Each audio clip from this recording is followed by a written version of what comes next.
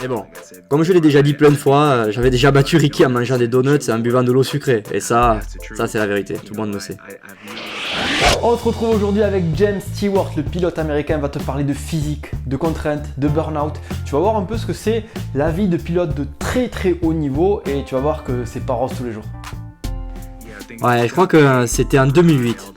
J'ai embauché Aldon pour ses services parce que Ricky Carmichael avait pris sa retraite l'année d'avant et ouais, à vrai dire, on m'a mis une certaine pression pour l'embaucher. Franchement, je n'avais pas l'impression d'avoir besoin de lui pour gagner. Évidemment que j'ai appris plein de choses avec lui pendant notre collaboration, surtout sur la partie nutrition et d'autres petits trucs qui m'ont aidé. Mais je sais pas, j'avais l'impression que... Ouais, bon, en fait, je me suis blessé en 2007 alors que j'étais en tête de la outdoor. Rupture du ligament croisé antérieur. Du coup, en 2008, je me suis pointé à la saison Supercross juste après avoir embauché Aldon.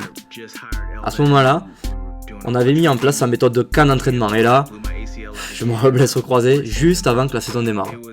Mais bon, c'était comme ça, je veux dire, dans cette industrie, il y a des choses inévitables par rapport au regard des gens. Le simple fait de me voir avec Aldon à mes côtés, comment dire, il y avait un côté positif, je dois l'avouer.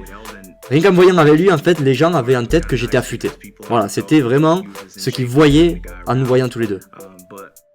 Mais bon, comme je l'ai déjà dit plein de fois, j'avais déjà battu Ricky en mangeant des donuts et en buvant de l'eau sucrée. Et ça c'est la vérité, tout le monde le sait. Je ne pense pas avoir perdu beaucoup de courses parce que je n'étais pas prêt physiquement. Je perdais juste parce que je tombais ou que je faisais des erreurs. Ou alors, ouais, un problème mécanique, mais jamais, tu sais, parce que j'étais fatigué, ça c'est clair. Pour revenir à quand j'ai commencé à bosser avec Aldon, j'ai dû faire son programme à peu près 1 an très sérieusement. Et là, je te garantis que j'ai fait un burn-out, c'était vraiment trop dur. J'ai gagné toutes les manches du championnat outdoor, j'étais crevé, je ne m'amusais plus la semaine, c'était juste travail.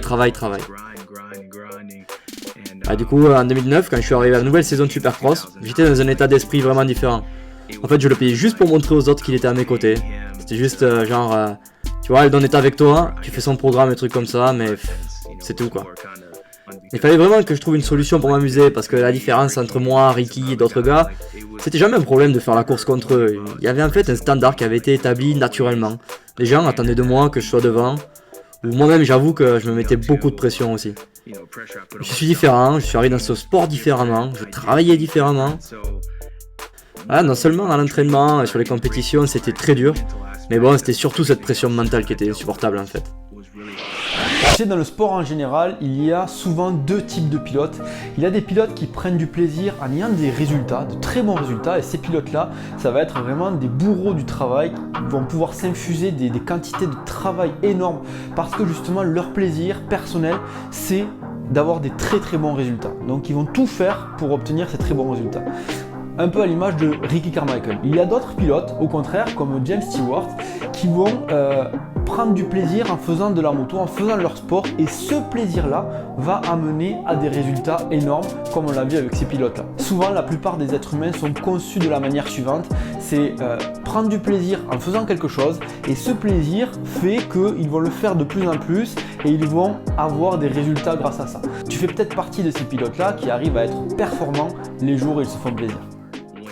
Quand je faisais une saison complète avec entraînement et course, j'étais juste cuit physiquement.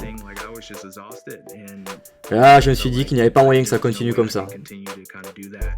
Du coup, pour en revenir à 2009, j'avais signé ce contrat à Yamaha pour une saison Supercross only. Honnêtement, c'est grâce à ça que ma carrière a pu durer encore un peu plus longtemps. Si j'avais fait Supercross plus outdoor cette année-là, j'aurais pris ma retraite avant, c'est sûr. Entre les blessures et tout ce qui tournait autour, l'entraînement, l'aspect mental du sport, tu vois, ces 2 championnats majeurs où on attendait que je gagne chaque manche à laquelle je participais, c'était devenu vraiment trop fatigant pour moi. Donc en 2009, je gagne encore ce championnat Supercross. J'ai aussi mis en place mon propre show de télé-réalité. Disons que à ce moment-là, j'ai découvert d'autres trucs dans la vie. On m'a introduit dans le milieu du golf et ce genre de choses. Tout ça, ça a un peu changé ma carrière, je l'avoue. Je suis resté avec Aldon encore une saison en 2010 et on s'est séparés pour plusieurs raisons. Mais bon, tout ça, tu sais, ça fait partie de l'histoire ancienne maintenant. Voilà, c'est tout pour cette vidéo. Si tu es pilote de motocross, garde en tête qu'il faut travailler dur, mais il faut arriver quand même à prendre du plaisir dans l'effort. Et je pense que c'est le secret de prendre du plaisir dans l'effort pour arriver à aller loin et pour arriver à atteindre ses objectifs. Voilà, si ce n'est pas déjà fait, tu peux cliquer juste en dessous pour télécharger l'extrait de notre livre qu'on a écrit avec passion. Je te dis à bientôt dans une prochaine vidéo sur MX Réflexion.